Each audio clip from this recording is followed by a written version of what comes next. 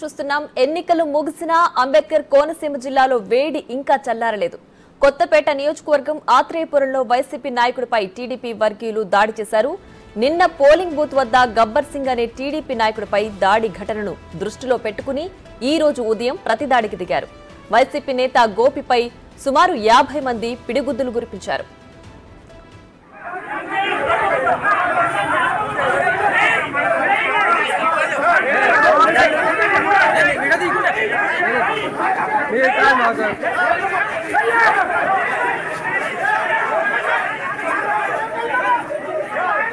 ఎన్నికలు ముగిసినా అంబేద్కర్ కోనసీమ జిల్లాలో వేడి ఇంకా చల్లారలేదు. కొత్తపేట నియోజకవర్గం ఆత్రేయపురంలో వైసీపీ నాయకుడిపై టీడీపీ వర్గీయులు దాడి చేశారు.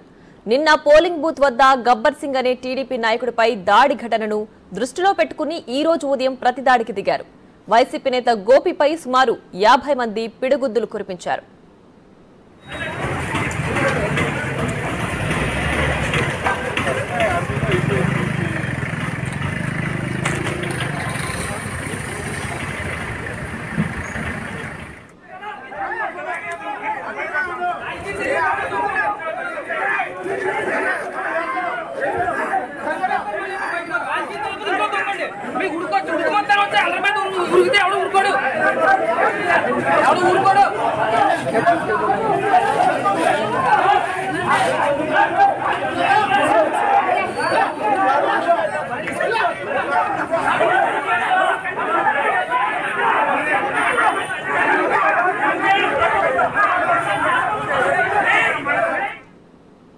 ఎన్నికలు ముగిసినా అంబేద్కర్ కోనసీమ జిల్లాలో వేడి ఇంకా చల్లారలేదు. కొత్తపేట నియోజకవర్గం ఆత్రేయపురంలో వైసీపీ నాయకుడిపై టీడీపీ వర్గీయులు దాడి చేశారు.